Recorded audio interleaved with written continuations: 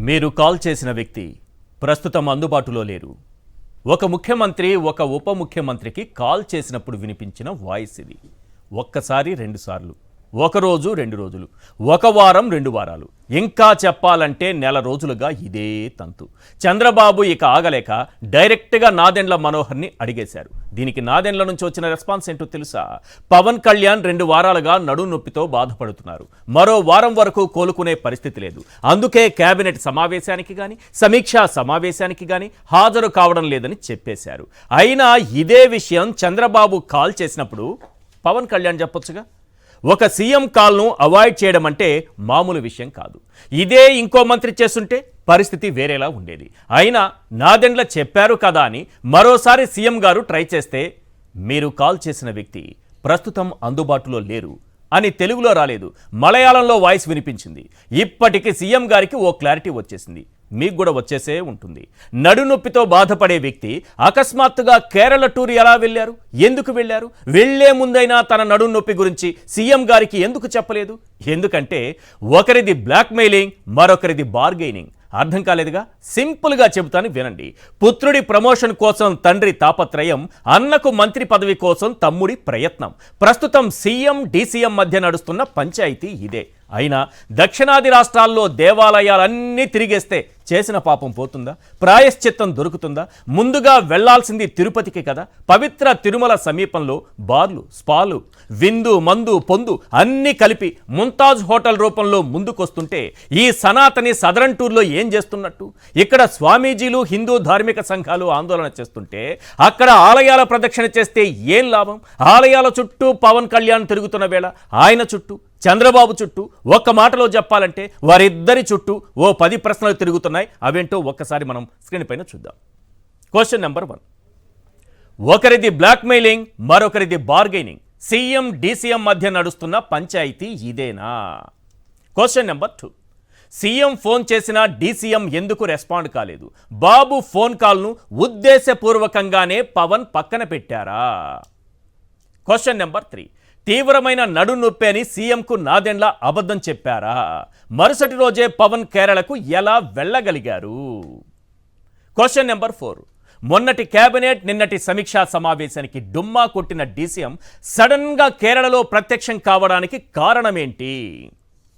Question number 5, పరిపాలనను పూర్తిగా పక్కన పెట్టి పవన్ సైలెంట్ మోడ్లో ఉండడం వెనుక అతిపెద్ద స్క్రీన్ ప్లే నడుస్తోందా? క్వశ్చన్ నెంబర్ 6, లోకేష్ను సీఎం చేసే ప్రతిపాదన చంద్రబాబు డీసీఎం ముందు పెట్టారా? దానిపై పవన్ కళ్యాణ్ రియాక్షన్ ఏంటి? క్వశ్చన్ నెంబర్ 7, అన్నకు రాజ్యసభ అడిగితే కాదన్నారు, మంత్రి పదవి ఆశ చూపి ఆలస్యం చేస్తున్నారు, అందుకేనా ఈ సైలెంట్ మోడ్? క్వశ్చన్ నెంబర్ 8, బేరసారాలు పూర్తయ్యే వరకు పవన్ కళ్యాణ్ రాష్ట్ర పరిపాలన, బాబు ఫోన్ కాల్స్ ఏవి పట్టించుకునే అవకాశమే లేదా? క్వశ్చన్ నెంబర్ 9, ముంతాజ్ హోటల్ పేరుతో హైందవ ధర్మాన్ని అవమానించి 7 కొండలకు గుండు కొట్టేస్తున్న సనాతని ఎందుకు పట్టించుకోవడం లేదు? క్వశ్చన్ నెంబర్ 10, సనాతని వేషం ధరించి దక్షిణాది ఆలయాల సందర్శన సరే, తిరుమల పవిత్రత దెబ్బతింటున్నా ఎందుకు నోరు మెదపడం లేదు? ఇప్పుడు ఈ 10 ప్రశ్నలు పవన్ కళ్యాణ్ చుట్టూ, సీఎం చంద్రబాబు నాయుడు గారి చుట్టూ, ఇద్దరు చుట్టూ తిరుగుతున్నాయి. ఎందుకంటే ఒకరిది బ్లాక్మెయిలింగ్, మరొకరిది బార్గెయినింగ్. తన తనయుణ్ణి సీఎం చేయాలనే తాపత్రయం చంద్రబాబుది, అన్నయ్యకు మంత్రి పదవి వస్తే చాలనే ప్రయత్నం ఇటు పవన్ కళ్యాణ్ది. ఈ ఇద్దరి మధ్య ఈ పంచాయతీ ఎంతవరకు వెళ్ళిపోయిందంటే ఆఖరికి పవన్ కళ్యాణ్ నడువు నొప్పి అని చెప్పుకునేంత వరకు వెళ్ళిపోయింది. పైకి లేవలేని స్థితిలోకి వెళ్ళిపోయారు ఆయన. లేకుంటే కేబినెట్ సమావేశానికి డుమ్మా కొట్టారు. అధికారిక సమావేశం, మంత్రులు, ముఖ్య కార్యదర్శులు, ఉన్నతాధికారులతో సమీక్షా సమావేశం జరిగింది నిన్న. దానికి పవన్ కళ్యాణ్ గారు రాలేదు. రానప్పుడు సీఎంకి ఏమైనా సమాచారం ఇచ్చారా? లేదు. ముఖ్యమంత్రే ఆ పంచాయతీరాజ్ శాఖ వచ్చినప్పుడు ఆ సమయంలో మాట్లాడుతుంటే వెంటనే పౌర సరఫరాల శాఖ మంత్రి అయినటువంటి నాదెండ్ల మనోహర్ గారు జోక్యం చేసుకుని పవన్ కళ్యాణ్ గారు రాలేదు, ఆయన తీవ్రమైన నడుము నొప్పితో బాధపడుతున్నారు, మరికొన్ని రోజులు పడుతుంది ఆయన కోలుకోవడానికి అని చెప్పారు. ఇక్కడ అసలైన ట్విస్ట్, ఇది అసలైన ట్విస్ట్ ఇక్కడే ఉంది. నేను పవన్ కళ్యాణ్కి ప్రయత్నించాను మాట్లాడుదామని, ఆయన ఫోన్లో అందుబాటులోకి రాలేదు. మీకు ఇది నేను అంటే మామూలుగా చెప్తే నేనేదో అక్కడ మీరు మన ప్రధానమంత్రి కార్యాలయంలో జగన్మోహన్ రెడ్డి గారు ప్రధాని కలుసుకున్నప్పుడు ఆంధ్రజ్యోతి దినపత్రిక రాస్తుంది మంచాల కింద సోఫాల కింద కూర్చొని, అలాంటి వార్త కాదు ఇది. ఈనాడు దినపత్రిక అధికారికంగా ప్రచురించిన వార్త. ఇందులో ఉన్నది ఒక్కసారి చదివి వినిపిస్తాను, వినండి. ఈనాడు దినపత్రికలో ఉన్నది. మళ్ళీ ఇది సాక్షి దినపత్రికలో వచ్చిన వార్త కాబట్టి మరో రకంగా కూడా టీడీపీ నాయకులు, పచ్చనేతలు, ఎల్లో మీడియా ఇంకో రకంగా కూడా చెప్పే అవకాశం ఉంది. కాబట్టి ఇందులో ఉన్నదే ఇందులో ఉన్నది చదువుతున్నా, వినండి. పౌర సరఫరాల శాఖ మంత్రి నాదెండ్ల మనోహర్ జోక్యం చేసుకుని పవన్ 2 వారాలుగా తీవ్రమైన నడుము నొప్పితో బాధపడుతున్నారని, అందుకే సమావేశానికి రాలేదని తెలిపారు. 2-3 రోజుల్లో విధులకు హాజరవుతారని తెలిపారు. దీనికి సీఎం స్పందిస్తూ ఆయనతో మాట్లాడేందుకు ప్రయత్నించానని, దొరకలేదని, ఇప్పుడు ఎలా ఉన్నారని అడిగారు. ఒక మంత్రికి ఫోన్ చేస్తే నెల రోజులుగా మాయమైపోయినటువంటి వ్యక్తి కోసం, ఒక మంత్రి కోసం ఫోన్ చేస్తే ముఖ్యమంత్రి ఫోన్ చేసినా ఒక మంత్రి తీయలేదంటే, మంత్రే కదా, డిప్యూటీ సీఎం అనేది మనం ప్రకటించుకున్నటువంటి పదవి. కానీ ఆయన కూడా చంద్రబాబు నాయుడు గారి క్యాబినెట్లో ఒక మంత్రి. మరి మంత్రి ఫోన్ తీయకపోవడం ఏంటి? ముఖ్యమంత్రి ఫోన్ చేయడం ఏంటి? ముఖ్యమంత్రి ఫోన్ చేసినా ఫోన్ ఎత్తకపోవడం ఏంటి? పైగా నాదెండ్ల మనోహర్ గారు మరికొద్ది రోజులు పడుతుంది ఆయన కోలుకోవడానికి అని చెప్పిన మరుసటి రోజే కేరళ టూర్కి వెళ్ళడం ఏంటి? ఇది అసలైనటువంటి పాయింట్. రైట్, దీనిపైన మాట్లాడదాం. సదరన్ టూర్లో ఉన్నారు కానీ స్వామీజీ అసలైన టూర్ తిరుపతికి వెళ్ళాలి. అక్కడ ఈ ముంతాజ్ హోటల్ దగ్గర జరుగుతున్నటువంటి ఆ స్పాలు ఏవో పెడుతున్నారని ఇప్పటికే హిందూ ధార్మిక సంఘాలు ఆందోళన చేస్తున్నాయి. పవన్ కళ్యాణ్ ముందుగా ఇక్కడికి రావాలని కూడా డిమాండ్ చేస్తున్నారు. రైట్, ఇవి అంశాలన్నింటిపైన కూడా మనం మాట్లాడదాం. చర్చలో పాల్గొంటున్నారు శేఖర్ రెడ్డి గారు, వైఎస్ఆర్సీపీ అధికార ప్రతినిధి, అలాగే రామ్నాథ్ గారు, సీనియర్ అనలిస్ట్. మరి కాసేపట్లో తిరుపతి నుంచి ఆనందాశ్రమ పీఠాధిపతి శ్రీనివాసానంద సరస్వతి గారు మనతో పాటు జాయిన్ అవుతారు. ఎస్ రామ్నాథ్ గారు, ఉప ముఖ్యమంత్రి పవన్కు తీవ్రమైన నడుము నొప్పి అన్నారు సార్. నిన్నే చెప్పారు నడుము నొప్పి ఉన్న వ్యక్తి సమీక్ష సమావేశానికి, చాలా ఉన్నత స్థాయి సమీక్ష హాజరు కాలేదు. నడుము నొప్పి ఉంది కాబట్టే కేబినెట్ సమావేశానికి కూడా రాలేదు. మరి నడుము నొప్పి ఉన్న వ్యక్తి సదరన్ టూర్ ఒకటి పెట్టుకొని దేవాలయాలన్నీ తిరిగి వస్తాననేసి బయలుదేరారు సార్. అసలు ఏం జరుగుతోంది? సీఎం ఫోన్ చేస్తే సింపుల్ ఒక లాజిక్ తీసుకుందాం సార్. ఏ శాఖనైనా ఒక మంత్రి పట్టించుకోకుండా, పూర్తిగా అవాయిడ్ చేసి, ఆ శాఖ సమీక్షలు నిర్వహించకుండా, కేబినెట్కి రాకుండా, అసలు కార్యాలయానికి కూడా రాకుండా మాయమైపోయి తిరుగుతూ ఉంటే, ఒక ముఖ్యమంత్రి కాల్ చేస్తే మంత్రి ఫోన్ తీయకపోతే, ఇక్కడ పవన్ కళ్యాణ్ని పక్కన పెడదాం, చంద్రబాబు నాయుడు గారిని పక్కన పెడదాం, సాధారణంగా ఇలాంటివి జరుగుతాయా? ఈశ్వర్ గారు, మీకు శేఖర్ రెడ్డి గారికి నమస్కారం. నమస్తే. నడుము నొప్పి, మెడ నొప్పి, తలకాయ నొప్పి ఇవన్నీ కబుర్లు క్లియర్ గా అర్థమైపోయాయి. ఇప్పుడు చంద్రబాబు నాయుడు గారు, పవన్ కళ్యాణ్ గారి మధ్య ఉన్న మానవ సంబంధాలపై ఇంత త్వరగా, ఇంత స్థాయిలో చర్చ జరుగుతుందని నేను కూడా అనుకోలేదు. 1 year అన్నా పడుతుందేమో అనుకున్నా. ఇప్పుడు నాదెండ్ల మనోహర్ గారు పవన్ కళ్యాణ్ గారికి నడుము నొప్పి ఉంది, రాలేకపోయారు అన్న వరకు ఆగి ఉంటే ఇంకా ఈరోజు డిబేట్ లేదు. కానీ ముఖ్యమంత్రి గారు, అవును నేను కూడా చాలా ప్రయత్నం చేశాను మాట్లాడడానికి, అయినా దొరకడం లేదు, ఏంటి పరిస్థితి, ఎలా ఉన్నారు అని అడిగారు ఆయన. ఇది అసలైన కీలకమైన పాయింట్. ఒక ముఖ్యమంత్రి ఫోన్ చేస్తే క్యాబినెట్ లో ఉన్న వ్యక్తి ఫోన్ తీయలేదంటే దాని అర్థం ఏంటి? అంటే నిన్న చిరంజీవి గారు ఒక విషయం చెప్పారు, వాళ్ళ తాతగారి గురించి, పోలికల గురించి. మా అమ్మ వాళ్ళ నాన్నకు కొన్ని పోలికలు ఉన్నాయన, ఆయన మంచి రసికుడు.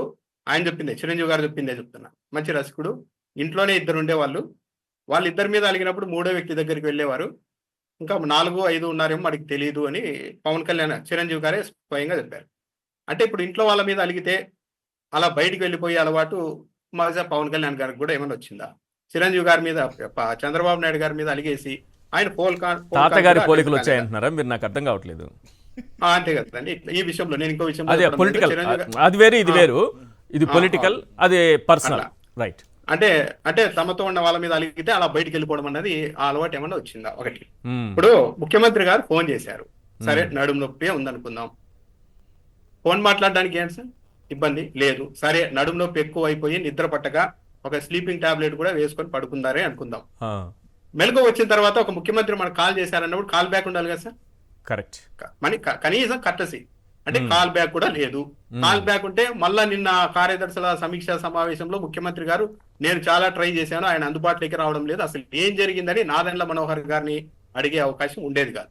అంటే కాల్ బ్యాక్ లేదు. చంద్రబాబు నాయుడు గారు ఫోన్ చేశారు, పవన్ కళ్యాణ్ గారికి తెలుసు, కానీ ఆయన చాలా లైట్ గా తీసుకున్నారంటే పవన్ కళ్యాణ్ గారి దగ్గర చంద్రబాబు నాయుడు గారికి ఉన్న విలువ ఇంతేనా అన్నది ఒక పాయింట్. ఇది గ్యాసిప్ అయితే కాదు. ఈనాడు పత్రికలో రాకపోతే ఇదంతా మీరు ఊహించుకున్నారేమో, వైసీపీ వాళ్ళు ప్రచారం చేస్తూ ఉన్నవారేమో అనేవాళ్ళు. మీరు ఇందాక చెప్పినట్లు అది ఈనాడు పత్రికల్లోనే వచ్చింది. అందుకే తెలుగుదేశం పార్టీ మీడియా కూడా ఎక్కడా కూడా మాట్లాడడం లేదు. పవన్ కళ్యాణ్ జనసేన పార్టీ అధ్యక్షుడు అయి ఉండవచ్చు, కానీ ఆయన మంత్రి అనే వ్యక్తి పూర్తిగా ముఖ్యమంత్రి కనుసన్నల్లో పనిచేయాలి, ముఖ్యమంత్రి అందుబాటులోకి రమ్మన్నప్పుడు రావాలి. గత నెల రోజులుగా చంద్రబాబు నాయుడు గారు ముఖ్యమంత్రి హోదాలో ప్రయత్నిస్తున్నా తన క్యాబినెట్ లో ఉన్న ఒక మంత్రి అందుబాటులోనికి రావడం లేదు, కనీసం కాల్ బ్యాక్ చేయడం లేదు అంటే వీళ్ళు పరిపాలన ఇంకేం చేస్తారు? అంటే వీళ్ళు ఇద్దరి మధ్య ఉన్న వ్యక్తిగత ఏదో ఇగోలు, పట్టింపులు, బేరసారాలు, బార్గెయిన్లతో ఈ రాష్ట్రాన్ని ఇలా ముందుకు తీసుకెళ్తున్నారా అన్నది. మీరు ఇందాక ఒకటి చెప్పారు ఈశ్వర్ గారు, ఈ ప్లేస్ లో ఇంకో మంత్రి ఉండి ఉంటే ఏ అచ్చెం నాయుడు, ఏ అనితా గారు, ఏ రామానాయుడు, అనగాని సత్యప్రసాద్ ఇలాంటి వాళ్ళు ఉండి ఉంటే ముఖ్యమంత్రి కాల్ చేసిన వాళ్ళు ఫోన్ తీయకపోవడం, తిరిగి మళ్ళీ కాల్ బ్యాక్ కూడా చేయకపోయి ఉంటే మీడియా మొత్తం రంగంలోనికి దిగి అసలు ముఖ్యమంత్రి అంటే ఏమనుకుంటున్నారు, ఆయన దయదలిస్తే మీకు మంత్రి పదవి వచ్చింది, ముఖ్యమంత్రి కాల్ చేస్తే మీరు ఫోన్ తీరా, వీళ్ళని వెంటనే బత్రఫ్ చేసేయాలి సదరు వ్యక్తిని అని ఇదే మీడియా ఆగ్రహించి ఉండేది. కానీ ఈరోజు మీడియా కూడా ఎక్కడ కూడా అసలు ఈ టాపిక్ గురించే మాట్లాడడం లేదు. అంటే పవన్ కళ్యాణ్ కి ఎందుకు తెలుగుదేశం పార్టీ కావచ్చు, తెలుగుదేశం పార్టీ మీడియా ఇంత సరెండర్ అయిపోతుంది? అవమానం కదండి. ఇప్పుడు ముఖ్యమంత్రి కాల్ చేస్తే ఒక మంత్రి ఫోన్ తీయకపోవడం అవమానం, చాలా దారుణమైన అవమానం. మరి నిన్న ముఖ్యమంత్రి గారు స్వయంగా ఎందుకు చెప్పుకున్నారో మరి. ఇంత అవమానం జరిగిన తర్వాత కూడా సైలెంట్ గా ఉన్నారు అంటే పరస్పర ప్రయోజనాలు ఏదో ముడిపడి ఉన్నాయి వీళ్ళకి. అందుకని ఎవరు నేను చెప్పిన అంశం ఎంతవరకు ఉండే అవకాశం ఉంది సార్? తనయుడి సీఎం చేయాలనే తాపత్రయం ఒకరిది, అన్నయ్యను మంత్రి చేయాలనే ప్రయత్నం ఇంకొకరిది. ఈ నేపథ్యంలోనే ఈ బార్గెనింగ్లు, బ్లాక్మెయిల్ ఏమైనా నడుస్తున్నాయని అనుకోవచ్చా? అంటే ఇప్పుడు సీనియారిటీ ఉండి 2-3 సార్లు ఎదురు దెబ్బలు తిన్న చంద్రబాబు నాయుడు గారు ఎలాగైనా సరే పవన్ కళ్యాణ్ తో కలిసే వెళ్ళాలి, మనము సామరస్యంగా వెళ్ళాలి అన్నది ఆయన ఆలోచన. నారా లోకేష్ గారు అసలు నేను ముఖ్యమంత్రి అవడానికి, నేను డిప్యూటీ సీఎం అవడానికి పవన్ కళ్యాణ్ పర్మిషన్ ఏంటి? ఏమన్నా వాళ్ళ ఎమ్మెల్యేల మీద ఆధారపడి మన గవర్నమెంట్ నడుస్తోందా? ఆయన దయాదాక్షిణ్యాలు ఏంటి అన్నది నారా లోకేష్ గారి దూకుడుతనం. గమనిస్తే నారా లోకేష్ గారు అన్నారనేది కూడా టీడీపీ సర్కిల్లోనే జరుగుతున్నటువంటి ఒక చర్చ. అసలు పవన్ కళ్యాణ్ని మరీ ఓవర్గా మనం అంటే చంద్రబాబు నాయుడు గారు కూడా ఎక్కువ ఇంపార్టెన్స్ ఇచ్చేస్తున్నారు అనవసరంగా, ఆయన ఉన్నా లేకపోయినా మనం ప్రభుత్వాన్ని నడపగలము అని లోకేష్ గారు అన్నారనేది ఒక పొలిటికల్ టాక్ ఒకటి వినిపిస్తూ ఉంటుంది ఆ సర్కిల్లో. 100% నిజమే ఉంటుంది. ఎందుకు అంటే దీని బ్యాక్గ్రౌండ్ కూడా ఎవిడెన్స్ ఉన్నాయి. ఎలక్షన్లకు ముందే మీరు పవన్ కళ్యాణ్ ని ఏం చేస్తారు, డిప్యూటీ సీఎం చేస్తారంటే మా టీడీపీ పోలిట్ బ్యూరో నిర్ణయిస్తుంది అన్నారు. అవును, అదొకటి. అప్పుడే అవమానించారు. సీట్ షేర్ అన్నా కూడా ఒప్పుకోలేదు కదా, సీట్ షేర్ లేదు, అస్సలు పవర్ ప్రశ్నే ఉండదు అన్నారు. మొన్న రీసెంట్ గా కొద్ది రోజుల క్రితం బిఆర్ నాయుడు క్షమాపణ చెప్పాలి అన్నప్పుడు పవన్ కళ్యాణ్ గారు చెప్తే తర్వాత ఆయన అయిష్టంగానే సారీ చెప్పారు. ఈ విషయాన్ని కొద్ది రోజుల తర్వాత ఎన్టీఆర్ వర్ధంతి సందర్భంగా మరి పిఆర్ లో భాగంగా ఆ ప్రశ్న అడిగించారో మరి ఏమో తెలియదు కానీ అడిగారు, పవన్ కళ్యాణ్ గారు ఇలా సారీ చెప్పాలన్నారు కదా అన్నప్పుడు అది ఆయన వ్యక్తిగత స్టాండ్ అండి, మా పార్టీ స్టాండ్ కాదు, మా స్టాండ్ కాదు అని డైరెక్ట్ గా చెప్పేశారు. ఏమాత్రం పొసక్కుండా అంటే పవన్ కళ్యాణ్ డిప్యూటీ సీఎం ఏమాత్రం మేము లెక్క చేయడం లేదు అన్నది ఒక ఇంప్రెషన్ ఇవ్వడానికి అయితే ట్రై చేశారు. ఇంకోటి ఏంటంటే ఒకటి వచ్చింది స్పష్టత ఏంటంటే వీళ్ళ మధ్య గ్యాప్ ఉంది అన్నదైతే క్లియర్ కట్ గా అర్థమైపోయింది. ముఖ్యమంత్రి గారు నిన్న నా ఫోన్ కాలే ఆయన స్పందించలేదని చెప్పిన తర్వాత క్లియర్ గా అర్థమైపోయింది, ప్రజలందరికీ అర్థమైపోయింది గ్యాప్ వచ్చిందని. ఇప్పుడు జనసేన వాళ్ళకు, తెలుగుదేశం పార్టీ వాళ్ళకు ఒక కన్ఫ్యూజన్ ఉంది. అసలు గేమ్ ఎటువైపు నుండి నడుస్తోంది? పవన్ కళ్యాణ్ గారే చంద్రబాబు నాయుడు గారిని లైట్ తీసుకుంటున్నారా, ముఖ్యమంత్రిని అవమానిస్తున్నారా అని తెలుగుదేశం పార్టీ వాళ్ళ అంతర్మదనం. At the same time Janasena వాళ్ళ ఆందోళన ఏంటి అంటే, అభిప్రాయము, అనుమానం ఏంటంటే అసలు ఈ కేబినెట్ సమావేశానికి, నిన్న కార్యదర్శుల సమావేశానికి అసలు పవన్ కళ్యాణ్ గారిని ఆహ్వానించారా లేదా? ఆహ్వానించకుండానే నేను చాలా ట్రై చేశాను, ఆయన అందుబాటులోనికి రాలేదు అని చంద్రబాబు నాయుడు చెప్పడం ద్వారా మళ్ళా నిందను పవన్ కళ్యాణ్ మీదే వేయబోతున్నారా, వేస్తున్నారా అన్నది జనసేన పార్టీలో ఉన్న కూడా అనుమానం. మీరు చెప్తున్నది మామూలు విషయం కాదు. అంటే వాళ్ళ మొత్తం ప్రజలకి, వైసీపీ వాళ్ళకు క్లారిటీ ఉంది వీళ్ళ మధ్య డిస్ప్యూట్ ఉందని. జనసేన టీడీపీ వాళ్ళకి కూడా క్లారిటీ ఉంది, వచ్చేసింది మన దగ్గర రిఫ్ట్ అనేది వచ్చేసిందని. కానీ ఆ రిఫ్ట్ కు ఎటువైపు నుంచి ఎవరు ఏం గేమ్ ఆడుతున్నారు అన్న దాంట్లో వాళ్ళు కన్ఫ్యూజన్ లో ఉన్నారు. ఓకే. ఇంకా దిగ్భ్రాంతి కలిగించే అంశం ఏంటంటే ఈనాడు పత్రికలో రాశారు, ఉదయం నుంచి సోషల్ మీడియాలో, ప్రధాన మీడియాలో ఇది పెద్ద ఎత్తున ఈ అంశంపై చర్చ నడుస్తోంది, తెలుగుదేశం పార్టీ ఇతర మీడియాలో.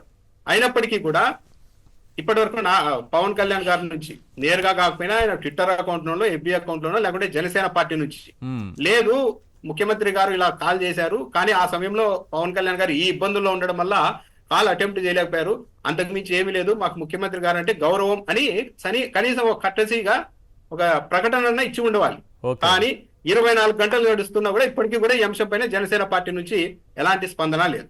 సరే ఇది గ్యాసిప్ అని వదిలేద్దామంటే వాళ్ళ ప్రధాన పత్రికలోనే రాసేసుకున్నారు, అయినా స్పందించడం లేదు. అంటే ఇదేదో పూడ్చలేని స్థాయిలో ఈ గ్యాప్ ఏర్పడుతోంది. కనీసం కాల్ బ్యాక్ చేయలేని పరిస్థితి వచ్చింది అనుకుంటారా? ఎట్లా చూడాలి దీన్ని? అంటే ఇంకొక పాయింట్ కూడా ఉంది సార్, ఎంతకాలంగా జరుగుతోంది అంటే దావోస్ పర్యటనకి ముందు నుంచే అది మొదలైంది అనేది ఉంది, అప్పటి నుంచి ఉందా? ఈ ఫోన్ కాల్ ఒక్కసారే చేశారా, 2-3 సార్లు చేశారా? చేసినా కాల్ బ్యాక్ కూడా చేయలేని పరిస్థితి, ఇట్లా చాలా అనుమానాలు వస్తాయి. తెలుగుదేశం పార్టీ బాగా హర్ట్ అయింది ఎక్కడ అంటే, అదివరకు ఇప్పుడు 2 పార్టీల మధ్య మామూలుగానే ఇవన్నీ ఉంటాయి, పైగా పవన్ కళ్యాణ్ అగ్రెసివ్ గా వెళ్ళడం, నేను సనాతనవాదిని ప్రకటించుకోవడం, ఒక వర్గం ఓట్లని గండి కొట్టి తెలుగుదేశం పార్టీకి బొక్క పెట్టాలని చూడడం, ఇవన్నిటి మీద అసంతృప్తి ఉన్నప్పటికీ కూడా ఎప్పుడైతే తెలుగుదేశం పార్టీకి చెందిన మంత్రి గారిని, అనిత గారిని ఆమె విఫలమయ్యారు, నేను హోంశాఖ తీసుకునే వరకు పరిస్థితి తెచ్చుకోవద్దండి అని హెచ్చరించారు. హోంశాఖ ఎవరు తీసుకోవాలి అన్నది ముఖ్యమంత్రి నిర్ణయిస్తారు, కానీ ఆయన నేనే తీసుకుంటాను అన్నట్టుగా మాట్లాడేస్తున్నారు, నేను తలుచుకుంటే అది రేపే తీసేసుకుంటానని. అక్కడి నుంచే తెలుగుదేశం పార్టీ వాళ్ళ మనోభావాలు చాలా ఘోరంగా దెబ్బతింటూ ఉన్నాయి. ఈ పాయింట్ మరి తిరుపతిలో వైకుంఠ ఏకాదశి టికెట్ల సందర్భంగా తొక్కిసలాట జరిగితే ముఖ్యమంత్రి గారు వెళ్ళారు పరిస్థితిని సమీక్షించడానికి, ముఖ్యమంత్రితో కలిసి ఏ మంత్రి అయినా పాల్గొంటారు, కానీ పవన్ కళ్యాణ్ గారు సెపరేట్గా వెళ్ళారు, తనకి సంబంధం లేని శాఖ. మంత్రులంతా చంద్రబాబు నాయుడు గారితో వెళ్ళారు, ఒక డిప్యూటీ సీఎం మాత్రమే 2 గంటలు గ్యాప్ ఇచ్చి స్వతంత్రంగా వెళ్ళారు. అవును, అంటే ఆయన ఒక డిప్యూటీ సీఎం గా, ఒక మంత్రిగా కంటే ప్రతి చోట నేను ఒక జనసేన అధ్యక్షుడిని, నేను ప్యారలల్ గా ఎదగాలి అన్న ఒక కోరికను కనబరుస్తున్నారు. దాని వల్లే తెలుగుదేశం పార్టీ నుంచి కూడా విపరీతంగా నెగిటివ్ రియాక్షన్ వస్తుంది. ఇంకా ఇప్పుడు పెద్ద పెద్ద నాయకులు కాబట్టి బహిరంగంగా మాట్లాడుకోలేరు, కానీ సోషల్ మీడియాలో, ఈ స్పేసుల్లో, ఎక్స్ లో, ట్విట్టర్ లో ఇవన్నీ చూస్తే పచ్చి బూతులు తిట్టుకుంటున్నారు తెలుగుదేశం పార్టీ వాళ్ళు, జనసేన కార్యకర్తలు. సో ఈ రోజు అయితే చంద్రబాబు నాయుడు గారు ఫోను పవన్ కళ్యాణ్ గారు తీయలేదు అంటే రెండే జరగాలి. ఒకటి, చంద్రబాబు నాయుడు గారికి తెలుగుదేశం పార్టీకి గ్రిప్ ఉంటే, గవర్నమెంట్ మీద పట్టు ఉంటే, పౌరుషం ఉంటే, ఇలా స్పందించని మంత్రి పైన ఇటువైపు నుంచి ఏదో ఒకటి రియాక్షన్ ఘాటుగా ఉండాలి. కరెక్ట్. లేదు చంద్రబాబు నాయుడు గారు ఇబ్బంది పెడుతూ ఉంటే దాగుడు మూతలు ఆపేసి ఆ క్యాబినెట్ నుండి బయటకు రావాలి పవన్ కళ్యాణ్ గారు కూడా, ఏదో ఒకటి తేలాలి. ఇలా దాగుడు మూతలు ఆడుకుంటూ పరిపాలనని ఇబ్బంది పెట్టడం అనేది కరెక్ట్ కాదు. వీళ్ళలో ఎవరు తొలుత పౌరుషాన్ని చూపెడతానన్నది చూడాలి. రైట్. శేఖర్ రెడ్డి గారు, ఏం జరుగుతుంది అనుకుంటున్నారు అసలు? ఇది బ్లాక్ మెయిలింగ్, బార్గెనింగ్ ఏమన్నా జరుగుతుందా? ఏంటి గ్యాప్, ఏంటి ఈ ఫోన్ అటెంప్ట్ చేయకపోవడం ఏంటి? సార్ నమస్తే అండి ఈశ్వర్ గారు, అలాగే రామ్నాథ్ అన్నకి అండ్ సాక్షి టీవీ వీక్షకులందరికీ కూడా గుడ్ ఈవినింగ్ అండి. Good evening. సో రామ్నాథ్ గారు చెప్పినట్టు వాళ్ళ మధ్య గ్యాప్ ఉండొచ్చు, ఆ గ్యాప్కి చాలా కారణాలు అయి ఉండొచ్చు సార్. ఒక కారణం ఏంటంటే, మొదటగా రాజ్యసభ ఇస్తాము అని చెప్పేసినటువంటి వ్యక్తికి తర్వాత రాజ్యసభ లేదు మంత్రి ఇస్తాము అని చెప్పేసి ఆయన్ని కాస్త మనం ఆపాం. మంత్రి తర్వాత ఆపిన తర్వాత ఆ మంత్రివర్గ విస్తరణ కూడా ఈ రోజు వరకు లేదు. సో మా అన్నకి మంత్రి ఎందుకు ఇవ్వలేదు అని చెప్పి పవన్ కళ్యాణ్ గారికి ఒక కోపం ఉండొచ్చు. తనకు సంబంధించిన వ్యక్తులకు భూములు కేటాయింపు సార్, మీరు బాగా గమనించాల్సిన అంశం సార్. ఇది అతిపెద్ద బ్లాక్మెయిల్ అండి సార్. పవన్ కళ్యాణ్ గారు తనకు సంబంధించిన వ్యక్తులకు సంబంధించి మొన్న ఈ మధ్య 1200 ఎకరాల కేటాయింపులు జరిగాయి. అవును. అదేవిధంగా తన సినిమాలకు సంబంధించిన వ్యక్తులు, తనకు ప్రొడ్యూసర్గా ఉన్నటువంటి వ్యక్తులు, అదేవిధంగా తన పార్టీకి ఫండింగ్ చేసే వ్యక్తులందరికీ కూడా అడ్డగోలుగా భూములు కేటాయించాలన్న అంశంలో ఉండొచ్చు. లేదు అంటే ఏకంగా ఏదైతే పవన్ కళ్యాణ్ గారు ఏదైతే లోకేష్ గారిని సీఎం చేయాలి అని ప్రపోజల్ వచ్చింది చూసారండి, లోకేష్ సీఎం అయితే నా పరిస్థితి ఏంటి, జనసేన క్యాడర్ లో నేనేమైపోతాను. సో జనసేన క్యాడర్ అడుగుతారండి ఓపెన్ గా, ఏమయ్యా పవన్ కళ్యాణ్ గారు, నువ్వు జెండా పోయమంటే బీజేపీ జెండా మోసాం, నువ్వు జెండా పోయమంటే టీడీపీ జెండా మోసాం, నువ్వు జెండా పోయమంటే ఆఖరికి బీఎస్పీ కమ్యూనిస్టుల జెండాలు కూడా మోసాం, మమ్మల్ని అందరూ జెండా కూలీలు అంటా ఉన్నా సరే మేము మోసామయ్యా నిన్ను చూసి. చంద్రబాబు జెండా పోయమంటే మోస్తాం కానీ నీకన్నా చిన్నోడైనటువంటి లోకేష్ జెండా కూడా నా భుజాన పోయమంటే ఇంకా మేము ఏం మోస్తామయ్యా నిన్నని చెప్పేసి క్యాడర్ నుంచి ఉన్నటువంటి ఒత్తిడి వల్ల అతను తలగ్గాల్సినటువంటి పరిస్థితి ఈరోజు. వీటన్నిటికీ వెరస్తారు. ఒకటి మాత్రం కన్ఫర్మ్ సార్, వీళ్ళు దాగుడు మూత దండాకూర ఆడుకోమనండి, ఇంకోటి ఆడుకోమనండి, పదవుల కోసం కొట్టుకోమనండి, పదవుల కోసం తిట్టుకోమనండి, గవర్నమెంట్లో ఉంటే ఉండమని లేకపోతే లేకపోమనండి. కానీ ఈరోజు ప్రజలు పవన్ కళ్యాణ్ గారిని గెలిపించింది దేనికి? పవన్ కళ్యాణ్ గారు మంత్రి తీసుకున్నది దేనికండి? ఆయన శాఖలో సార్ ఈరోజు ఈనాడులో వచ్చినటువంటి సరే జూమ్ చేయండి అన్న, ఈనాడులో వచ్చినటువంటి కథనం సార్ ఇది. ఎక్కువ Yes. ఫైల్స్ ప్రతి నెలా పెండింగ్ లో ఉన్నవా? దస్త్రాలని పెండింగ్ లో పెట్టొద్దు ముఖ్యమంత్రి నిన్న మీటింగ్ లో సందర్భంగా ఈనాడు బాగా రాసింది సార్ దీని మీద. ఏం రాసిందంటే ఒక్కసారి జూమ్ చేయండి. ఈనాడు రాసిందంటే పవన్ టార్గెట్ ఏంటేనా? చూడండి ఇది తెలియాలి. ఎందుకంటే సార్ పవన్ కళ్యాణ్ గారు ఒకసారి అది చూపించండి. Yes, పవన్ కళ్యాణ్ బాక్స్ గారు- చూపించండి. Yes, చూడండి అలాగే ఉంచండి, అలాగే ఉంచండి, అలాగే ఉంచండి. పవన్ మీరు అలాగే ఉంచండి. Yes, పవన్ కళ్యాణ్ గారు సార్ పవన్ కళ్యాణ్ గారు నెల రోజుల పైన అయింది సార్. ఏదైతే అలాగే చెప్పండి. పవన్ కళ్యాణ్ గారు నెల రోజులకు పైగా అయింది సార్. ఏదైతే మన ప్రభుత్వానికి సంబంధించినటువంటి కార్యక్రమాల్లో పాల్గొనడం కానీ, తన శాఖలో సమీక్షలు చేయడం కానీ, లేకపోతే క్యాబినెట్ మీటింగ్స్ ఆల్రెడీ 2 సార్లు జరిగింది సార్. మొన్న 4వ తారీఖున అనుకుంటే క్యాబినెట్ మీటింగ్ కూడా జరిగింది సార్. ఆ క్యాబినెట్ మీటింగ్కి డుమ్మా, నిన్న క్యాబినెట్ మీటింగ్కి డుమ్మా. సో అడిగితే వెన్నునొప్పి అంటున్నారు, తీవ్రమైన వెన్ను. ఇది భలే అద్భుతమైన సార్, తీవ్రమైన వెన్నునొప్పితో బాధపడుతున్నారని చెప్పేసి ఈనాడులోనే రాశారు సార్. అయ్యో పవన్ కళ్యాణ్ గారికి ఏమైంది, అంత తీవ్రమైన వెన్నునొప్పితో ఉన్నారా అని చెప్పి చూస్తే ఈరోజు పొద్దున్నే కేరళలో దిగేశారు సార్. పరిగెత్తారు సార్. ఎలా అంటే సార్ ఎంత వెన్నునొప్పి అంటే సార్ పైనకి. ఈరోజు మీరు ఆ విజువల్స్ చూసారో లేదో సార్, ఉంటే కొంచెం ప్లే చేస్తే బాగుంటుంది సార్. ఆయన ఎంత తీవ్రమైన వెన్నునొప్పితో బాధపడుతున్నారంటే సైనికుడు కవాత్ చేసినట్టుగా వెళ్తున్నాడు సార్. అవును, అది వెన్నునొప్పి అంట సార్. సో వాళ్ళు ఎన్నైనా చేసుకోవచ్చు కానీ సార్, పంచాయతీరాజ్ గ్రామీణాభివృద్ధి శాఖలో 14,140 ఫైళ్లు పెండింగ్లో ఉన్నాయంట సార్. అది పవన్ కళ్యాణ్ గారి పనితీరు. ఏమైనా పవన్ కళ్యాణ్ గారు, మీ అన్నకి ఏదైతే రాజ్యసభ రాలేదని, మీ అన్నకి మంత్రి పదవి లేదని మీరు ఇలా అలిగి మీ శాఖని గాలి కొదిలేస్తే మీ శాఖలో 410 ఫైళ్లు 14,140 ఫైళ్లు పెండింగ్లో ఉన్నాయంట. అదే సార్ పంచాయతీరాజ్ గ్రామీణాభివృద్ధి శాఖ. ఇది ఎవరు ఈ డేటా ఎవరు రిలీజ్ చేశారు? Andhra Jyothy paper sir. Paper okay, paper ఎవరు ఇచ్చారు?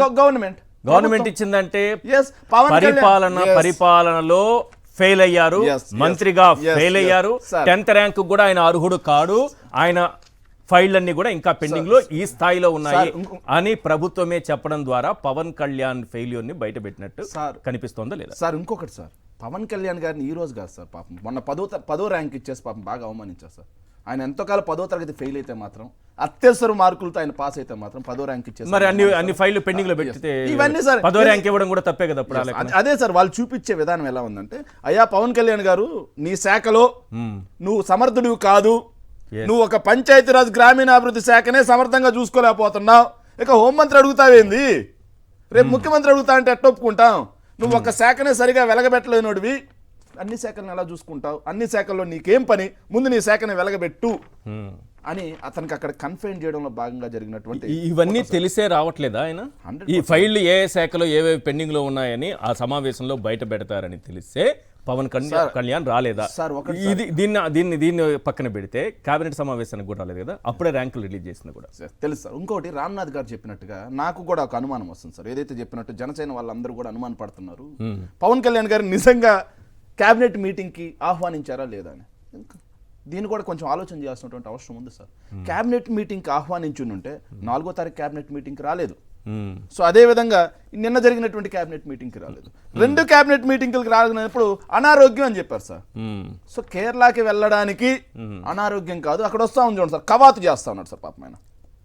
బాగా చూడండి సార్ విజువల్స్ వస్తాయి. కవాతు అంటే నడుము నొప్పి అంత తీవ్ర సార్. అదే సార్, తీవ్రమైన వెన్ను నొప్పితో బాధపడుతున్నటువంటి పవన్ కళ్యాణ్ గారు కవాతు చేస్తూ వెళ్తున్నారు సార్. అక్కడ కవాతు సార్, సైనికుల్లా కవాతు చేసుకుంటూ వెళ్తున్నారు, సెల్యూట్ కట్టి కొడుతున్నారు సార్. చూడండి సార్, సైనికుల్లా కవాతు చేసుకుంటూ వెళ్తున్నారు సార్.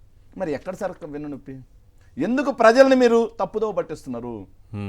మీరు కొట్టుకుంటూ పదవుల కోసం, మీరు కమిషన్ల కోసం కొట్టుకుంటూ, మీరు భూముల కేటాయింపుల కోసం కొట్టుకుంటూ, మీరు పవర్ షేరింగ్ కోసం కొట్టుకుంటూ ఈరోజు ప్రజాస్వామ్యాలను ఎందుకు గాలికి వదిలేశారు?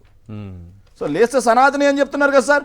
అంత సనాతని ఈరోజు ఏదైతే తీర్థయాత్రలకు పోయినటువంటి సనాతని ఈరోజు తిరుమల పాదాల చెంత జరుగుతుంటే, ఏదైతే స్వామీజీలు అందరూ వచ్చి అక్కడ ప్రొటెస్ట్ చేస్తుంటే ముందు వెళ్ళాల్సింది అక్కడికి కదా. రైట్, అక్కడికి వెళ్లకుండా ఎక్కడెక్కడో తిరుగుతారంటే ఎట్లా? వాళ్ళు అడుగుతున్నారు, అది కూడా మాట్లాడుతున్నారు. కానీ దీనివల్ల వీళ్ళిద్దరు పంపకాలో పంచాయతీలో ఏదైనా పెట్టుకోండి, సీఎంకి డిప్యూటీ సీఎంకి మధ్య పరిపాలన కుంటుపడుతుందా లేదా సార్? అదే సార్ నేను అసలైన పాయింట్ అదే కదా. అదే మాట్లాడా సార్. సార్ ఏదైతే ఎన్నికలకు ముందు సార్, ఇది ఖచ్చితంగా సార్ ప్రజలకు వెళ్ళాలి దయచేసి సార్. ఎన్నికలకు ముందు సార్, ఆడబిడ్డల జోలికొస్తే తొక్కి పట్టి నారదీస్తా, తోలు తీస్తా అని మాట్లాడారు సార్ పవన్ కళ్యాణ్ గారు. ఏదైతే ఎక్కడి నుంచి మొదలైందో సార్, మచ్చుమర్రి బాలిక దగ్గర నుంచి మొదలు పెడితే నిన్న వాళ్ళ కిరణ్ రాయల్ చేతిలో బలైనటువంటి లక్ష్మి గారి వరకు ఇంతమంది అది ఆడబిడ్డలు ఏ అంట ఆయన చెప్పారు ఈరోజు press meet ఆయన బ్రహ్మాండంగా తెలుసు సార్ ఏ ఏంటో తెలుసా సార్ మెడలో చైన్ వేయించుకోవడం ఏ ఆహా. లవ్ యూ చెప్పడం ఏ నా లైఫ్ నా వైఫ్ నా కైఫ్ నా నైఫ్ అన్న ఏ అవన్నీ ఏ అంట సార్ ఏది నా మీద దీమనండి సార్ ఓకే చేస్తారట అది కూడా చేయమనండి సార్ చేయమని మీరు కూడా చేస్తారు సార్ నేను మీ సాక్షి టీవీ ద్వారా చెప్తున్నాను సార్ వైఎస్ఆర్ కాంగ్రెస్ పార్టీ అధికారు కిరణ్ రాయల్ గారికి అంత టెక్నాలజీ ఉంటే నా మీద ఒక ఏ వదలమనండి సార్ సార్ ఇప్పుడు ఏఐని ప్రమోట్ చేస్తున్నది ఎవరు చంద్రబాబు అది నాయుడు. చంద్రబాబే ఆ టెక్నాలజీ మరి ఏ చేస్తుంటే వాళ్ళు చేస్తుంటారు సార్ టెక్నాలజీకి ఆద్యుడు మ్మ్. సెల్ ఫోన్ కనిపెట్టిన ఆయన మైక్రోసాఫ్ట్ని కనిపెట్టిన ఆయనే విండోస్ కనిపెట్టిన ఆయనే మౌస్ని కనిపెట్టిన ఆయనే ఇంకా ఆఖరికి ఏఐని కూడా ఆయనే కదా కనిపెట్టింది ఆయన ఏమైనా చేశాడేమో కనుక్కోమన్నాడు సార్ ఇంకొక విషయం సార్ రాష్ట్రంలో ఆడబిడ్డల జోలికి వస్తే అన్నారు సార్ అవును మరి ఈరోజు రాష్ట్రంలో ఆడబిడ్డల పరిస్థితి ఏందండి 150కి పైగా సార్ ఆఖరికి చిన్నపిల్లల దగ్గర నుంచి మన గుంటూరులో 65 సంవత్సరాల ముదుసలి వరకు రేప్ చేస్తూ ఉంటే ఆడపిల్లల మీద దాడులు దౌర్జన్యాలు జరుగుతూ ఉంటే ఎక్కడికి పోయాడు సార్ పవన్ కళ్యాణ్ అదేవిధంగా సార్ మద్యపాన ప్రియుల కడుపు కొట్టావు జగన్ ఇట్లా ఊగుతూ సార్ ఇట్లా ఊగుతూ ఏమని? మద్యపాన ప్రియుల కడుపు కొట్టావు జగన్ మద్యపాన ప్రియుల గుండెలు దోచావు జగన్ అధిక ధరలు పెట్టారంట సార్ మరి నిన్న ఏదైతే అన్నిటి మీద 14 to 20% పెంచారు సార్ మ్మ్. అదేవిధంగా ప్రతి దాని మీద 10 నుంచి 20, 30 అలా పెంచుకుంటూ పోయారు సార్ ఓకే. మరి మద్యపాన ప్రియులకు అందరికీ కూడా ఈరోజు ధరలు ఘాతమైపోయాయి కదా సార్ అవును మరి పవన్ కళ్యాణ్ రావాలి కదా ఎక్కడికి పోయాడు మ్మ్. రాష్ట్రంలో పరిశ్రమలే లేవు జగన్ అన్నాడు మ్మ్. రాష్ట్రంలో అన్ని పరిశ్రమలు తీసుకొస్తే కనిపి Yes. కానీ ఈరోజు సార్ ఈరోజు ఇది ఉన్నారు సార్ ఈరోజు చంద్రబాబు నాయుడు గారు సార్ Right. నిన్న జరిగింది ఇది కూడా చూడాలి సార్ పరిశ్రమలు మూతపడుతున్నాయి -2.94% అంట సార్ రాష్ట్రంలో చంద్రబాబు వచ్చిన తర్వాత పారిశ్రామిక వృద్ధి రేటు సార్ -2.94%.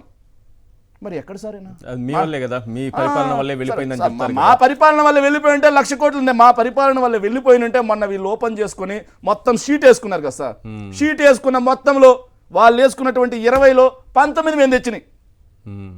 20లో రమ్మనండి తెలుగుదేశం పార్టీలో ఎవరికైనా దమ్ముంటే బహిరంగంగా చర్చిద్దాం రమ్మనండి ఇంకొక విషయం సార్ ఇంకో మాట ఏమంటే యువతకు ఉద్యోగాలు లేవు జగన్ అన్నాడు సార్ ఈరోజు 9 నెలలు అయింది సార్ డిఎస్సి డిసెంబర్ లోపల కంప్లీట్ చేస్తా అన్నారు సార్ ఒక్క ఉద్యోగం లేదు సార్ నోటిఫికేషన్ ఇచ్చిన పాపాన్ని పోలా మీరు ఇచ్చిన notification మేము ఇచ్చిన నోటిఫికేషన్ క్యాన్సిల్ చేయడమే కాకుండా మింగేశారు. ఒక్క ఉద్యోగం ఇచ్చిన పాపాన్ని పోలా ఉన్న ఉద్యోగాలు బీకేశారు సార్ మరి వాలంటరీ ఉద్యోగాలు బీకేశారు Yes. ఏదైతే బేవరేజ్ కార్పొరేషన్ ఉద్యోగాలు బీకేశారు కాంట్రాక్ట్ లో దాదాపుగా 2.5 లక్షల నుంచి 3 లక్షల మంది బీకేశారు మొత్తం ఎన్ని పోయింటే ఒక 4 లక్షలు పోయాయా ఈజీగా పోయాయి సార్ 4 లక్షల ఉద్యోగాలు బీకేశారు. సింపుల్ గా బీకేశారు సార్ ఇంకొక మాట కూడా ఫైనల్ గా Yes, చెప్పారు చెప్పండి. సో ఏదైతే యువత కోసం నేను ఉద్యోగాలు తీసుకొస్తాది అన్నాడు సార్ ఎస్ చంద్రబాబు నాయుడు గారు ఒక జీవో తెచ్చారు సార్ మొన్న కూడా చెప్పున్నాను సార్ జీవో తీసుకొచ్చి ఏదైతే రేషనలైజేషన్లో భాగంగా ఏదైతే సెక్రటేరియట్లో ఉన్నటువంటి ఎంప్లాయీస్ని మొత్తాన్ని కూడా కుదించి మదర్ డిపార్ట్మెంట్స్కి పంపిస్తారు ఇది పెద్ద కుట్ర సార్ ఇది నిరుద్యోగులు కూడా మాట్లాడుతూ ఉన్నారు సార్ దీని మీద ఎంత కుట్ర అంటే సార్ మదర్ డిపార్ట్మెంట్స్లో ఖాళీలు లేవు అని ఇక్కడ ఉన్న వాళ్ళని మొత్తాన్ని పంపించి సచివాలయాలను ఒక పక్క నిర్వీర్యం చేస్తూనే పథకం ప్రకారం జగన్మోహన్ రెడ్డి గారు వీళ్ళని వేసేసి సో వేకెన్సీస్ లేవు అని చెప్పి నిరుద్యోగులని తడిగుడ్డతో గొంతు కోయడం కోసం రైట్ ఆ కుట్ర ఆడుతా ఉంటే పవన్ కళ్యాణ్ ఎక్కడికి పోయాడు సార్ పవన్ కళ్యాణ్ గారు ఎక్కడికి పోయారు సార్ ఎస్ రమ్మనండి సార్ పవన్ కళ్యాణ్ గారిని మాట్లాడమనండి ఏదైతే ప్రతిపక్షంలో ఉన్నప్పుడు గొంతు చించుకొని ఇలా చూపించి వార్నింగ్లు ఇచ్చి నేను వీళ్ళ పక్షాన పోరాడతాను హామీ ఇది నాది అన్నాడుగా మరి వచ్చి మాట్లాడమనండి ఈరోజు రైట్ రైట్ రామ్నాథ్ గారు ఒక్క పాయింట్ చెప్పండి తర్వాత మనం ఆ తిరుపతి హోటల్ ముంతాజ్ హోటల్ అక్కడ ధార్మిక సంఘాలు చేస్తున్నటువంటి ఆందోళన వాటిపైన మాట్లాడదాం వీళ్ళిద్దరి మధ్య ఉన్నటువంటి ఈ పంపకాలు పంచాయతీలు ఏదైనా ఉండండి వాళ్ళ పర్సనల్ వాళ్ళు ఏమైనా తీసుకోండి ఏ పదవులు వాళ్ళు పంచుకుంటారా ఏం చేసుకుంటారో చేసుకోండి కానీ పరిపాలన మీద పూర్తి స్థాయిలో దాని ప్రభావం కనిపిస్తోంది పంచాయతీరాజ్ శాఖలో ఎన్ని ఫైళ్లు ఇప్పటికీ పెండింగ్ ఉన్నాయనేది ఎన్ని ఉన్నాయి సార్ ఒకసారి చూసి చెప్పండి పంచాయతీరాజ్ శాఖలో పెండింగ్ 14,140 టాప్ 14,000 ఫైళ్లు పెండింగ్ లో ఉన్నాయని చంద్రబాబు నాయుడు గారు ఈనాడు రాయించారు సార్ ఇంకోటి ఇది కూడా గమనించాలి సార్ పరిష్కరించినవి కూడా చూడాలి సార్ మనం పరిష్కరించినవి జిఏడిలో 17,000 అంట సార్ పరిష్కరించినవి రెవెన్యూలో 16,000 అంట సార్ జలవనరుల శాఖలో 18,000 అంట సార్ పాపం హోంశాఖ మంత్రి పనిచేయట్లేదు నాకు అది ఇవ్వండి అని చెప్పాడు గారు సార్ ఆ హోంశాఖలో 12,200 ఫైల్స్ క్లియర్ అయినాయి సార్ కానీ ఈయన మాత్రం 9,011 ఆయన వెనకబడిన ఫైల్ క్లియరెన్స్ లో 9,011 పరిష్కరించినవి పెండింగ్ లో ఉన్నవి తీసుకుంటే టాప్ లో పవన్ కళ్యాణ్ గారు ఉన్నారు ఇది సరే రాయించారా ఉద్దేశపూర్వకంగా రిలీజ్ చేశారా ఏమైనా కానీ పరిపాలన కుంటుపడిపోతుంది సార్ మళ్ళీ కూడా గమనించాలి సార్ ఇది ఈనాడు పేపర్ సార్ మాది right Eenadu paper right right right Ramnath గారు ప్లీజ్ ఈశ్వర్ గారు ఇప్పుడు ఏ మెడికల్ కి అందని కారణం ఇది నడుము నొప్పి ఉంది కాబట్టి ముఖ్యమంత్రి ఫోన్ కాల్ మేము అటెంప్ట్ చేయలేదని చెప్పారు అంటే ముఖ్యమంత్రి అన్న అమాయకుడు అనుకోవాలి వాళ్ళు అది అబద్ధం పచ్చి అబద్ధం నడుము నొప్పికి ఫోన్ కాల్ అటెంప్ట్ చేయకపోవడానికి అన్నది అసలు లాజిక్కే లేదు, కావాలని వాంటెడ్ గా వీళ్ళ మధ్య జరుగుతుంది. ఇక ఫైళ్ల విషయానికి వస్తే మొన్న రాశారు ఈ ఫైళ్ళన్నీ ఎందుకు ఆగుతున్నాయి ఇంత స్థాయిలో, ఏది ఆర్థిక శాఖ, రెవెన్యూ శాఖ, వ్యవసాయం, హోమ్ అన్ని కీలకమైన శాఖల్లోనే, బాగా డబ్బులు సర్క్యులేట్ అయ్యే శాఖల్లోనే, పెద్ద పెద్ద కాంట్రాక్టులకి డబ్బులు ఇచ్చే అవకాశం ఉన్న శాఖల్లోనే ఫైళ్లు ఎందుకు వెనుకబడ్డాయి అంటే మొన్న ఇంకో పత్రిక రాసింది వాళ్ళ పత్రికే, ఇవన్నీ కీలకమైన ఫైళ్ళన్నీ బేరసారాలకు అవకాశం ఉండే ఫైళ్ళన్నీ తొక్కి పెడుతున్నారు అని రాసింది 2 రోజుల క్రితం ఆంధ్రజ్యోతి పత్రికలో. అది ఏం చెప్పారు, మంత్రులు, ముఖ్యమంత్రి, డిప్యూటీ సీఎం అణిచిపెడుతున్నారంటే బాగోదు కదా అని చెప్పి కార్యదర్శులే అణిచిపెడుతున్నారని చెప్పేశారు. కార్యదర్శులు, అధికారులు బేరసారాల కోసం ఈ కీలకమైన ఫైళ్ళని అణిచిపెడుతున్నారంట. బేరసారాలు అంటే లంచాలు ఇవ్వడం అయిన తర్వాత చేస్తూ ఉన్నారని ఇంప్రెషన్ ఇచ్చేలా రాశారు. ఒకవేళ అదే నిజమైన కూడా దానికి ముఖ్యమంత్రి గారే బాధ్యత వహించాలి. ద గ్రేట్ అడ్మినిస్ట్రేటర్ గా చెప్పుకునే చంద్రబాబు నాయుడు గారి హయాంలో కార్యదర్శులు, అధికారులు లంచాల కోసం వేల ఫైళ్ళను తొక్కి పెడుతూ ఉంటే అది ఎవరికి అవమానము? ముఖ్యమంత్రి గారికి పట్టు లేదు. మంత్రులకి ఏం పట్టున్నట్టు ఆయా శాఖల పైన? ముఖ్యమంత్రి గారికే పట్టు లేదని ఇంకా మొత్తం ఎత్తిపోయింది గవర్నమెంట్ అనుకోవాలి. అప్పుడు దాంతో పాటు పవన్ కళ్యాణ్ గారు కొద్ది రోజుల క్రితం అన్నారు, నేను అప్పుడు ఇంకా బాగా చదువుకొని ఉండాల్సింది, ఇప్పుడు ఈ ఫైల్ అన్ని ఇంగ్లీష్ లో చదవాలంటే చాలా కష్టం అవుతుంది నాకని ఒక మాట అన్నారు. అవును, సమయం కూడా బాగా తీసుకుంటుందంట. ఆయన చిత్ర పరిశ్రమలో హ్యాపీగా ఎంజాయ్ గా ఎదిగిన వ్యక్తి, బాగా నడిచిన వ్యక్తి. ఆ వైభోగం, ఆ యోగం అంతా ఇక్కడ ఉండవు, ఇక్కడంతా పని చేయాలి అనుకొని ఉంటారు. ఇందుక నేను డిప్యూటీ సీఎం అయింది, ఏంది ఫైల్ ఏంది, వేల ఫైల్ చూడటం ఏంది అని. ఇంకొకటి తెలియకుండానే పాలిటిక్స్ లోకి వస్తారా సార్, లేకపోతే మంత్రి అవుతారా?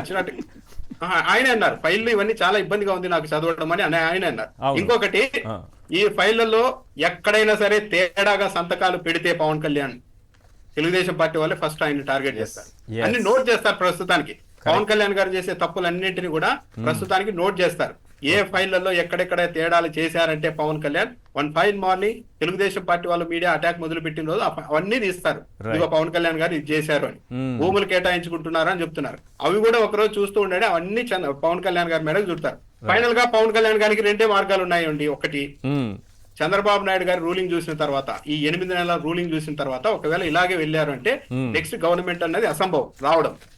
ఇప్పుడు పవన్ కళ్యాణ్ గారు టీడీపీతో కలిసి వెళ్లి చంద్రబాబు నాయుడుతో పాటు, టీడీపీతో పాటు తాను తన పార్టీ మునగడమా, లేకుంటే ఇదంతా నాకు సంబంధం లేదు, చంద్రబాబు నాయుడు ఏజెండా ఇది, నేను ఇలా అనుకోలేదు, హామీలు అమలు చేస్తారని నేను చంద్రబాబు గారిని నమ్మాను అని చెప్పి ఇప్పుడు ఏడాది తర్వాత లేకుంటే ఎన్నికలకు ముందు ఆ టీడీపీ కూటమి పడవ నుంచి పక్కకు దూకేసి, ఆ దూకేసినా కూడా ఆయన బాగుపడటము మళ్ళీ గెలవడం అనేది ఉండదు, ఎలాగైనా కూడా తప్పదు ఫెయిల్యూర్.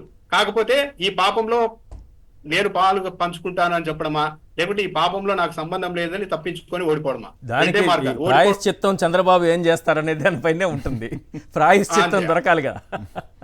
అంతే, అప్పుడు అది దాన్ని బట్టి పవన్ కళ్యాణ్ గారు ఒకటైతే వచ్చేసింది, డిస్ప్యూట్ అయితే మొదలైంది. రైట్. తిరుపతిలో ఒబెరాయ్ హోటల్కి సంబంధించి ట్రైడెంట్ హోటల్, అంతకుముందు అది ముంతాజ్ హోటల్ పేరుతో, అక్కడ స్పాలు ఇంకా చాలా ఏవో ఏర్పాటు చేస్తున్నారని, మద్యం, మాంసం ఇవన్నీ కూడా అక్కడ దొరుకుతాయని, ఈ బార్లు ఇవన్నీ కూడా ఏర్పాటు చేస్తున్నారని, 7 స్టార్ హోటల్. సో దీనివల్ల తిరుమల పవిత్రతకు భంగం కలుగుతుందని ఈరోజు హిందూ ధార్మిక సంఘాలు ఆందోళన వ్యక్తం చేస్తున్నాయి. తిరుమల శ్రీవారి పాదాల చెంత వారి ఆందోళన కొనసాగుతోంది. ఆనందాశ్రమ పీఠాధిపతి శ్రీనివాసానంద సరస్వతి గారు ప్రస్తుతం మనతో పాటు జాయిన్ అయ్యారు. ముందుగా వారితో మాట్లాడదాం. శ్రీనివాసానంద సరస్వతి గారు, మీ ఆందోళనకు, నిరసనకు ఫస్ట్ ఏంటి, అక్కడ ఏం జరుగుతోంది సార్? స్వామి, ఏంటి మీ ఆందోళనకు కారణం ఏంటి? నమో వెంకటేశయ్య. నమో వెంకటేశ. కోట్లాది మంది హిందువులు ఆరాధ్య దైవం అండి వెంకటేశ్వర స్వామి. ఆధ్యాత్మిక ప్రపంచ పుణ్యక్షేత్రం హిందువులకి తిరుమల తిరుపతి. అటువంటి తిరుపతి 7 కొండలు, 7 ఋషులుగా భావిస్తామండి. అలాగే 7 కొండలు చుట్టూ ఉండేటటువంటి ఏదైతే ప్రాంతం ఉందో ఆ కొండ పరిసర ప్రాంతాలన్నీ కూడా, ఆ కొండ అంచు తాలూకా ప్రాంతం అంతా కూడా పూర్వం ఋషులందరూ కూడా తపస్సులు చేసుకొని, యజ్ఞయాగాలు చేసుకొని ఉండేటటువంటి స్థలాలండి అవి.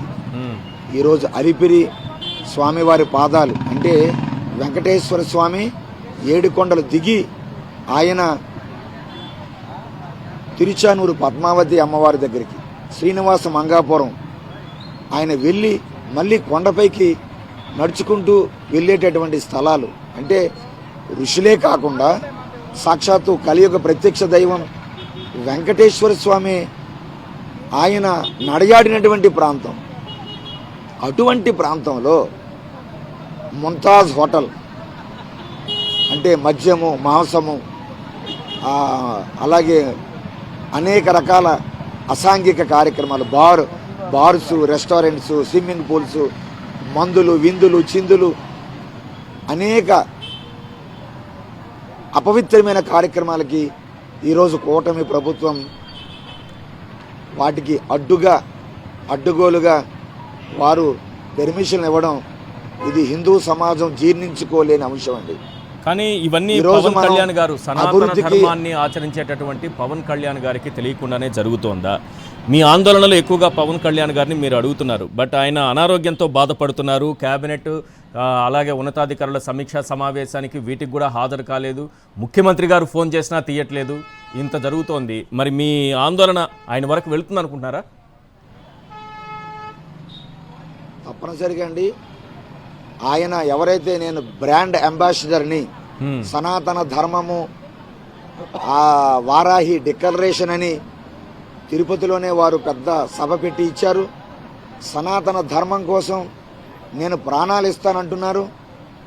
అటువంటి స్థితిలో మరి వారిని అడగకపోతే ఎవరిని అడుగుతాం? చంద్రబాబు నాయుడు గారేమో తిరుమల నుంచి నా ప్రక్షాళన అన్నారు వారు కుటుంబ సమేతంగా వచ్చి.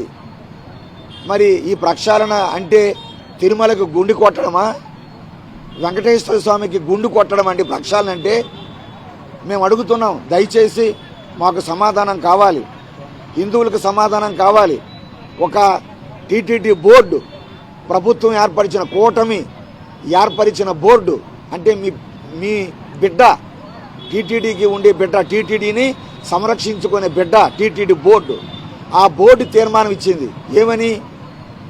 ముంతాజ్ హోటల్ పనికిరాదు, అలిపిరి స్వామివారి పాదాల చెంత స్పిరిచువాలిటీ, శాంటిటీ, ప్యూరిటీ నష్టపోతుంది, వద్దు అని టీటీడీ బోర్డే తీర్మానం ఇస్తే మరి వెంకటేశ్వర స్వామి సేవకులే టీటీడీ బోర్డు అక్కడ అధ్యక్షులు కానీ సభ్యులు కానీ వారి మాటలు కూడా, వారి తీర్మానం కూడా ప్రభుత్వానికి బేకారత, పట్టించుకోరా? మరి అలాంటప్పుడు టీటీడీకి ఇక విలువే ఉందండి. టీటీడీ ఎందుకంటే అయితే దేనికి మీరు టీటీడీ బోర్డుని వేశారు అంటే కేవలంగా వాళ్ళేమి బొమ్మల్లాగా, ఫోటోల్లాగా వాడుకోవడానికా? టీటీడీకి వెంకటేశ్వర స్వామి పవిత్రతను కాపాడడానికి సూచనలు, సలహాలు ఇవ్వరా? తీర్మానాలు చేయరా? ఆ తీర్మానాన్ని మీరు గౌరవించాల్సిన బాధ్యత ప్రభుత్వానికి లేదా? మరి ప్రభుత్వమే గౌరవించకపోతే సామాన్య భక్తుడు ఎవడ విలువిస్తాడు చెప్పండి? టీటీడీ బోర్డుకి ఎవరికి కావాలి? ఈరోజు పవన్ కళ్యాణ్ గారు నేను సనాతనవాదిని, సనాతన ధర్మం నా ప్రాణం అన్నారు. ఏదండి? కేరళలో దక్షిణ భారతదేశం తిరగడం కాదండి, రండి ఇక్కడికి రండి, తిరుమలకి రండి. తిరుమలకు వచ్చి ఈ ముంతాజ్ హోటల్ రద్దు చేయండి. వ్యభిచారం చేయిస్తారంట అక్కడ. 7 స్టార్ హోటల్ పెట్టి విదేశస్తులు రప్పించి ఫారినర్స్కి ఆవులు చంపి బీఫ్, ఇలాంటి అసాంఘిక కార్యక్రమాలు చెప్పుకోవడానికి మా గుండెలు తరుక్కుపోతున్నాయి.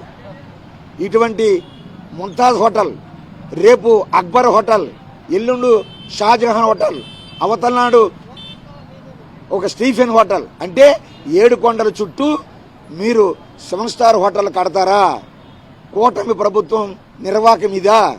దీనికోసమా ప్రజలు మిమ్మల్ని విశ్వసించి మీకు అధికారం ఇచ్చింది? బోర్డు వ్యతిరేకిస్తున్నా సరే,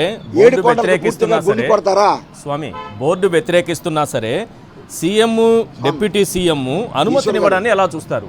బోర్డు ఏమో వద్దంటోంది. గతం నుంచి కూడా అందరూ వద్దనే చెప్తున్నారు. ఇది సనాతన ధర్మానికి తూట్లు పొడడం. బ్రిటిష్ వారు 7 కొండలు గౌరవించారు ఈశ్వర్ గారు. అలాగే ముస్లింలు కూడా దండయాత్రలు చేసేటప్పుడు తిరుమల వైపు కన్నెత్తి చూడలేదు. చరిత్ర చూడమనండి. అటువంటి ఇతర మతాలు కూడా గౌరవిస్తే ఈరోజు కూటమి ప్రభుత్వంలో భాజపా, బీజేపీ హిందూ ధర్మం కోసం మా ప్రాణాలు ఇస్తామంటున్నారు బీజేపీ వాళ్ళు. పవన్ కళ్యాణ్ గారు ప్రాణాలు ఇస్తామంటున్నారు జనసేన వాళ్ళు. ఏది ఈరోజు తిరుమల పవిత్రతకి ఇంతకంటే అపచారం ఉంటుందా? ఇంతకంటే ఘోరం ఉంటుందా? అంటే 7 కొండలు అలిపిరి దగ్గరే మీరు ఈరోజు మేము ఈశ్వర్ గారు మన సాక్షి ఛానల్ ద్వారా మీడియం ద్వారా అడుగుతున్నాం. చంద్రబాబు నాయుడు గారు, పవన్ కళ్యాణ్ గారు, పురంధరేశ్వర్ గారు మీ ఇంటి ముందు క్లబ్బులు, మద్యము, మాంసము, ఇవ్వండి మందు, విందు, చిందు, అసాంఘిక కార్యక్రమాలు పెడితే మీ మహిళామ తల్లులు అంగీకరిస్తారా? కరెక్ట్, చాలా మంచి మాట చెప్పారు. ఇలాంటి అసాంఘిక కార్యక్రమాలకి మన ఇంటి ముందు వైన్ షాప్ ఉన్నా, ఒక బార్ ఉన్నా ఇబ్బంది పడుతూ ఉంటాం. కరెక్ట్, మంచి మాట స్వామి. ఒక్క నిమిషం. అంతే కదండి. స్వామి అంటే మీ వీధులు బాగుండాలి, మీ ఇల్లు బాగుండాలి. కానీ వెంకటేశ్వర స్వామికి ఈ అపచారం జరిగినా పర్వాలేదా? ఎంత అన్యాయం అండి ఇది, ఎంత బాధాకరం అండి, చాలా దారుణం అండి ఇది. హిందువులు జీర్ణించుకోలేకపోతున్నారు. ఇప్పటికే దేశవ్యాప్తంగా సాధు సంతులందరూ కూడా ఏకమవుతున్నారు. మేము ఎవరిని కూడా సాధు సంతులుగా మేము ఎవరిపైన ద్వేషం ఉండదు. కానీ మా వెంకటేశ్వర స్వామి కోసం మేము ఎటువంటి ప్రాణత్యాగాలకైనా సిద్ధం. మా స్వామి వెంకటేశ్వరుడు బాగుంటే దేశం, రాష్ట్రం బాగుంటుంది. కలవు వెంకటనాయక, ఈ కలియుగాన్ని రక్షించే వెంకటేశ్వర స్వామి. అటువంటి వెంకటేశ్వర స్వామికి మీరు పవన్ కళ్యాణ్ గారు మొత్తం అలిపిరి నుండి పాదయాత్రగా మెట్లున్నాడు నడకదారిలో మీరు వెళ్ళి ఏమని మొక్కారు, ఏమని స్వామికి వేడుకున్నారు? మా హిందూ సమాజానికి దయచేసి చెప్పండి, మేము తెలుసుకుంటాం. మీ వారాహి డిక్లరేషన్ ఏమి డిక్లరేషన్ అది మాకు చెప్పండి. మీరు సనాతన ధర్మం ఏమి ధర్మం? ఈరోజు కోట్లాది మంది వెంకటేశ్వర స్వామి భక్తులకి మీరు క్లారిటీ ఇవ్వండి. మీరు సనాతన ధర్మం పేరు చెప్పి హిందూ ధర్మానికి తూట్లు పొడిస్తారా? వెంకటేశ్వర స్వామికి పంగనామాలు పెడతారా? ఇదా మీ సనాతన ధర్మం? ఇదా మీ వారాహి డిక్లరేషన్? పవన్ కళ్యాణ్ గారు, మీరంటే మేము ఎంతో ప్రేమగా చూసేవాళ్ళం. మీరు మాట్లాడుతూ ఉంటే సనాతన ధర్మం కోసం సంతోషించాం, పొంగిపోయాం. చివరికి మీ మాటల్లో వంచన, మీ మాటల్లో మోసం, మీ మాటల్లో దగ, మీ మాటల్లో కుట్రలు కనబడుతూ ఉన్నాయి. ఇంతకంటే ఘోరమా? మాట నిలబెట్టుకోలేనప్పుడు సనాతనవాది ఎలాగవుతారండి మీరు? మాటకి నిలబడేవాడు, ధర్మానికి కట్టుబడేవాడు, దైవం పట్ల విశ్వాసం ఉండేవాడు సనాతనవాది. మీలాగా మాట తప్పిపోయిన వాడు సనాతనవాది కానే కాదు. దయచేసి మీ మనసు మార్చుకోండి. మీ టూరిజం కందులు దుర్గేష్ మీ జనసేన ఎమ్మెల్యే నుండి మంత్రిగా అయ్యారు. మీరు గ్రామీణాభివృద్ధి శాఖ, అటవీ శాఖ, ఈరోజు పేరూరు పంచాయతీ పరిధిలో ఉన్నది ఆ బౌండరీ అని చెప్తున్నారు. మరో పక్క అటవీ శాఖలో కూడా ఉన్నది, గతంలో డీనోటిఫై చేశారు.